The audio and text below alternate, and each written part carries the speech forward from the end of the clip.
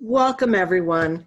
Our video topic is relationships, which women own, and yet when it comes to business, we often don't understand how important they are to our career development.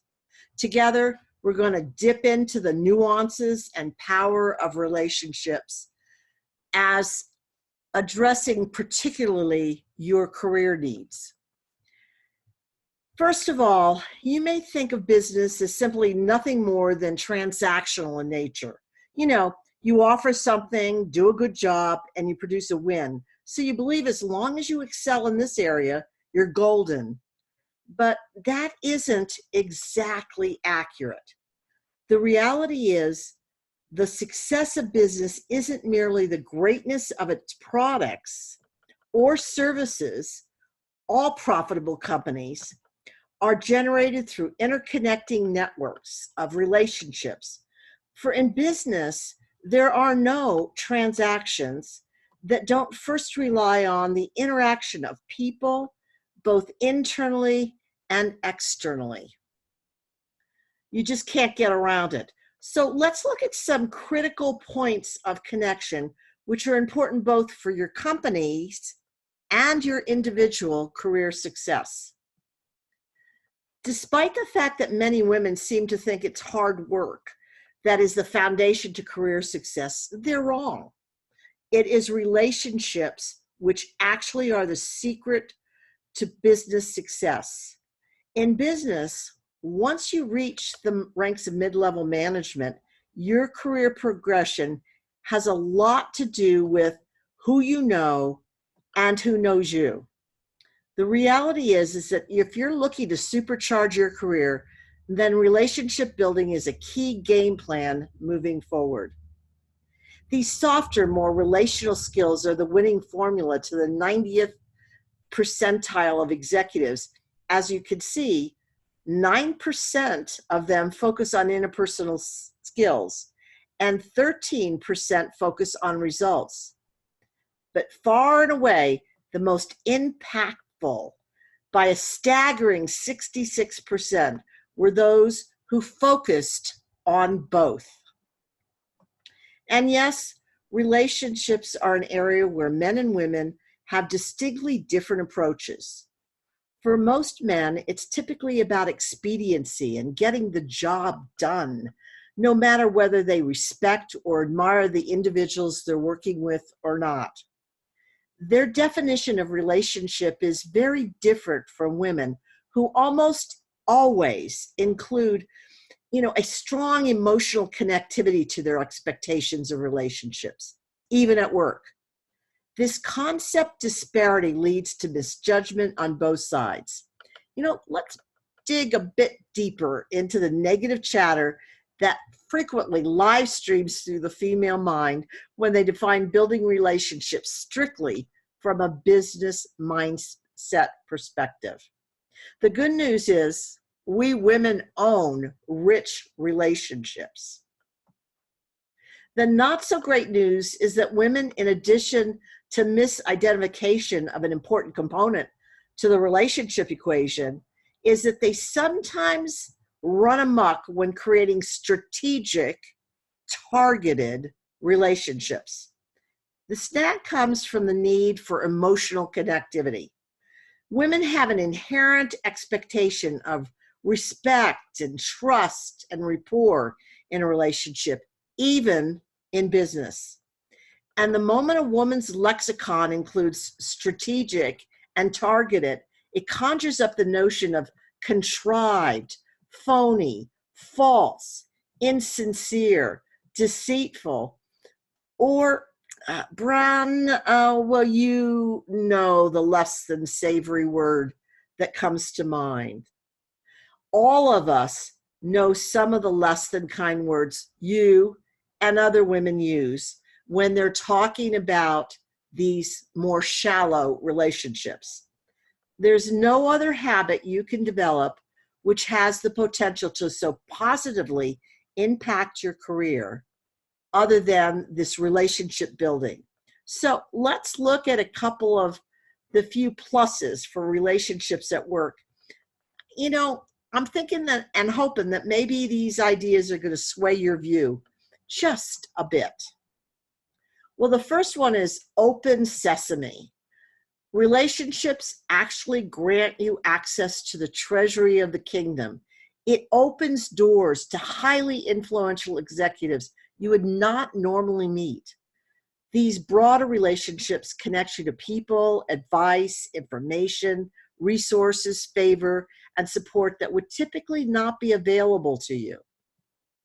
Public relations. Your network of relationships provides you with a cross-organizational body of executives advancing positive buzz or turning around negative perceptions about you and your abilities, even when you aren't present. Get out of jail free. With corporations measuring performance from quarter to quarter, even the highest and the brightest and the best may run into performance dips or corporate bad times. Your network helps protect you. You can't know everything. As we've seen, the more expansive your network, the broader an understanding of the company you have. And keep in mind, technical expertise is critical to moving up the ladder early in your career. However, to have influence, you need a broader based knowledge of the entire business. Having a network across the organization will be an advantage forever for you throughout your entire career.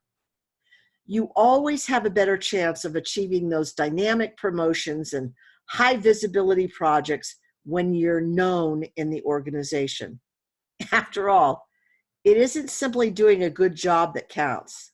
As we've been saying through this video, and it's time to realize that relationship building is a win for everyone. Your company wins, your boss wins, but more importantly, you win. Start building relationships because building them upward and outward is beneficial to you, as I've been saying, and ultimately to your company. Because if you don't assemble a cadre of strategic relationships, as well as the other women in the organization, may lose out on opportunities. You'll find it difficult to become an influencer in your organization. And that's where you could make a difference, not only for your own career, but for everyone else's. I'm not talking about deeply, emotionally satisfying, connective relationships at work. Remember, we're crafting the skills of building shallower ones where your expectations are about producing positive work results through which you and those around you produce more, whether you like them or not. And you could rely on your feminine strengths, your instinctive patterns of nurturing and seeking connectivity collaboratively.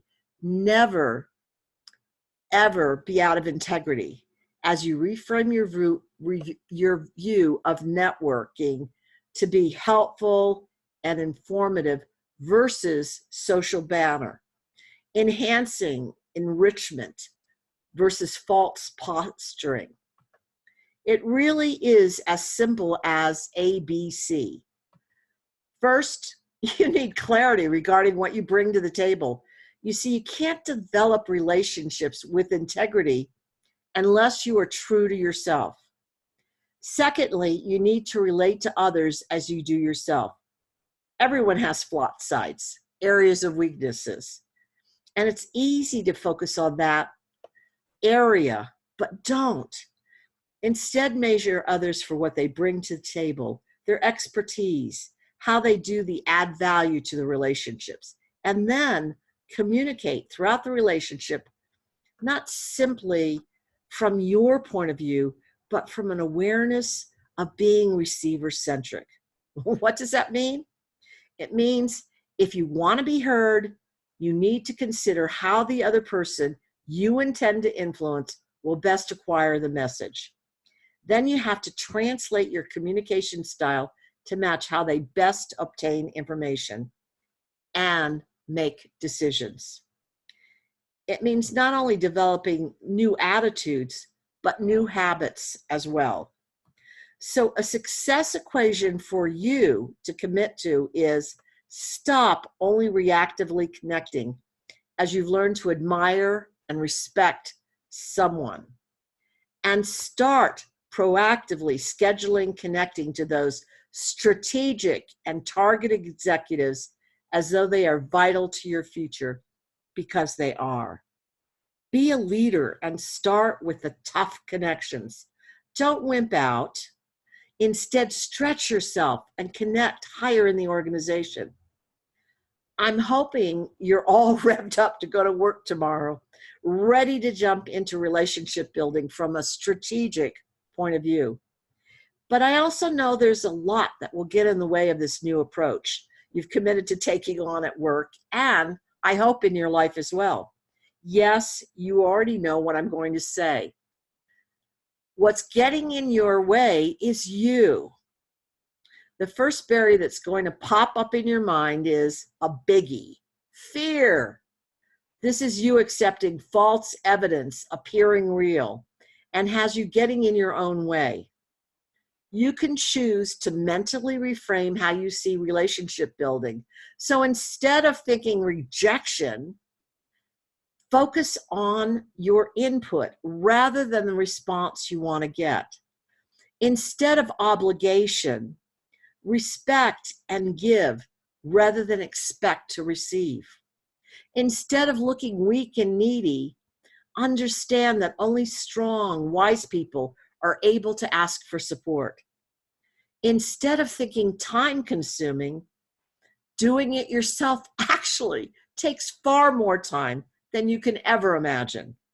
Instead of appearing pushy or aggressive, focus on patience and persistence in your relationships.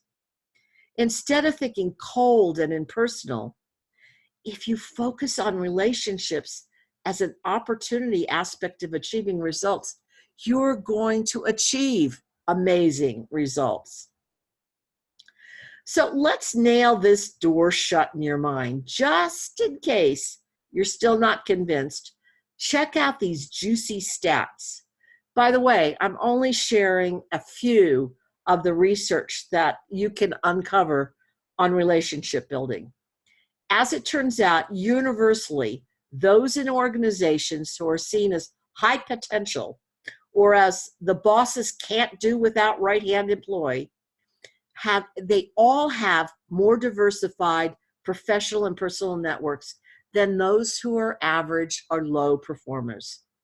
In today's faster, more hyper-connected, whole, wide, wild, competitive world of business, relationships are a vital commodity for employees and are the biggest predictor of career success.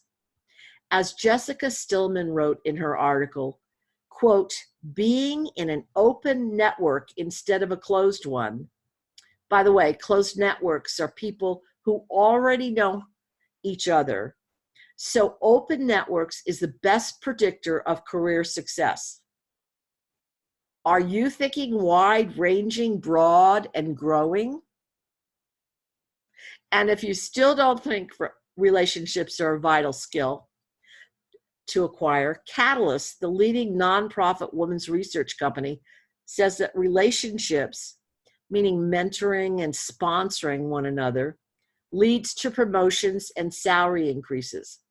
They estimate, are you sitting down, an additional $25,000 in annual compensation for you when you have built a strong, powerful network. Relationships also help you become a go-to person in your organization. As a matter of fact, according to Hinge research, 96% of the respondents say their involvement in social media relationships for professional purposes has helped their career, which is a good thing, since having a strong, open relational network, as we've already seen, is the strongest predictor of career success. And there are even more benefits to relationship building for you.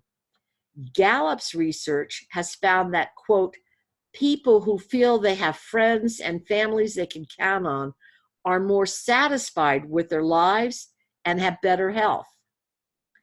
Then the National Bureau of Economic Research of 5,000 people found that by doubling your group of friends, it will have the same effect on your well-being as a 50% increase in income. Wow.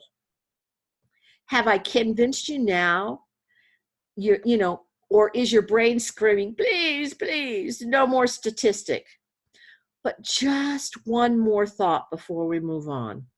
When you start building relationships, don't think too low in the organization. Hear this.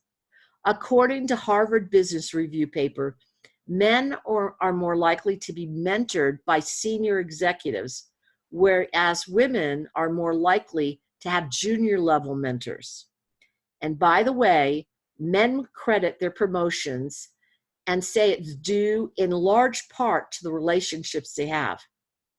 As you're building your network of relationships, look up. Look way, way up in your organization. Now, there are 6 simple thoughts that will eliminate any speed bumps along the way. And these speed bumps will slow you down. And what I want to do is turn them into a, speedway for your relationship building triumphs. Some of you may have already heard from me before on these topics, but it never hurts to relearn it at a deeper and newer level. Know the person you're speaking with as well as you know yourself. By using this knowledge, you will be able to craft the discussion to make sure you speak in a way the receiver will be able to hear, which is the most effective approach ever. Seriously, have to be comfortable communicating powerfully at all levels of the organization, upward, laterally, downward. How? Through appreciation and acknowledging the greatness in others. Always look for the other person's strength, for that's what, will connect you to them. What's there is more important than what's missing when you're creating relationships. You connect powerfully to people when you see the beauty of who they are. Water drops. I know you've heard this from me before, but they're a powerful way for you to share your point of view with others clearly and concisely without putting it in a right, wrong context. Just an idea plopping in the middle of the conversation. Be helpful as an employee, no matter your position. Your job, after all, is support.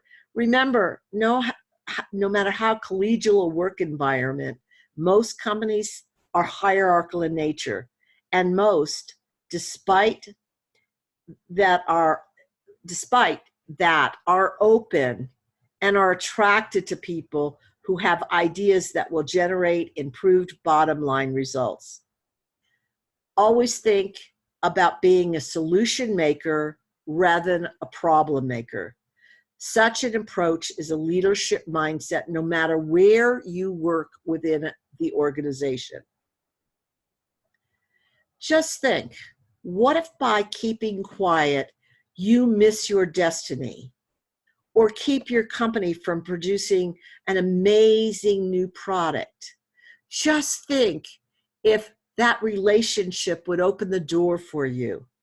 Would you be willing to expand your comfort zone to include less emotionally connected relationships that are more expedient in nature? Again, I keep reiterating, this is not simply self-serving.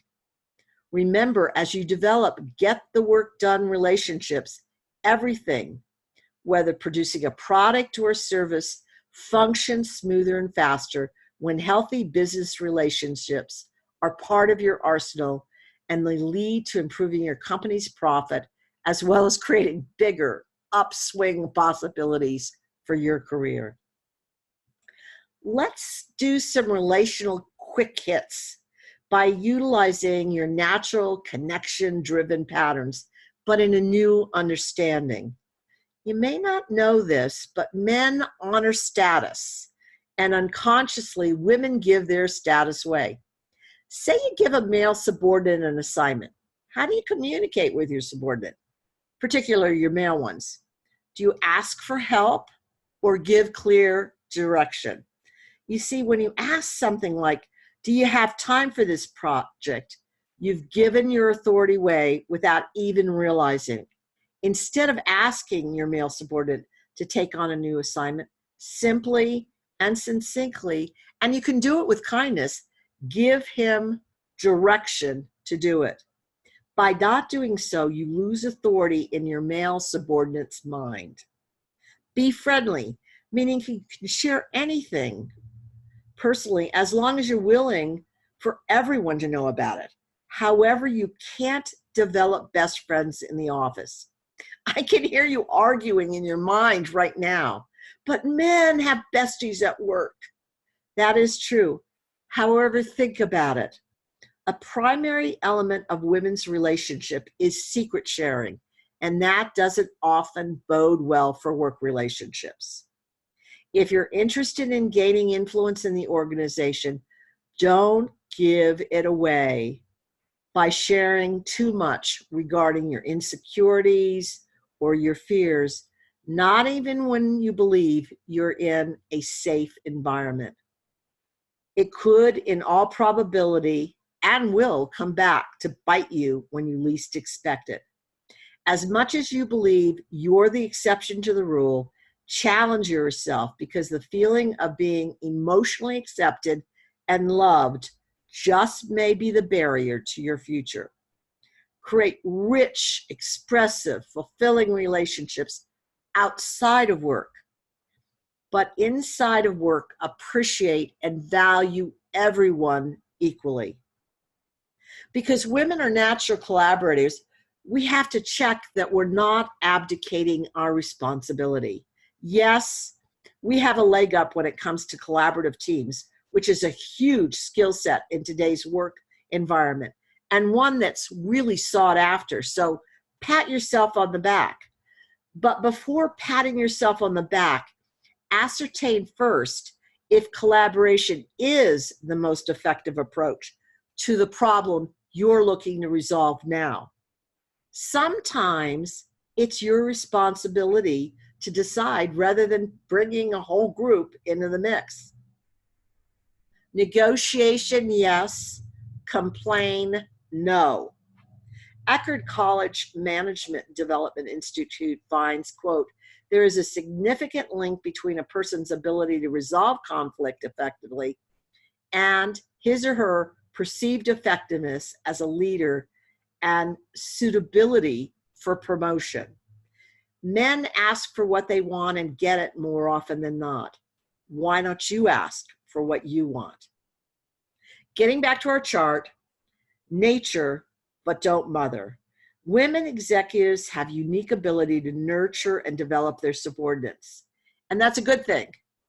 But this can often go beyond nurturing and become mothering. A nurturing manager provides advice and support even when employees are having difficulty. They leave the employee stronger, hear that, stronger, owning the information for themselves. The mothering manager, however, takes entire responsibility for the employee's work, not simply overview responsibility. The nurturing manager provides resources to help the employee become successful. The mothering manager is the resource, which does not offer the employee an experience to learn something new for themselves by researching or building stronger relationships with others. As a leader of people, you disempower the employee and diminish their effectiveness when you hand feed them information as though they can't do it on their own. How are you interacting with those around you? Is everyone growing or not? Relationship building for your career is a serious issue, which will boost your career trajectory. The reality is you get to choose to be an influential, high-level relationship builder, or you can remain stuck wondering why your career isn't moving ahead as rapidly as you wish. Don't forget, I'm partnering with you for your success. So please remember you can reach out to me anytime. For your own good, jump into strategic, targeted relationship building. You'll never regret it. Much success.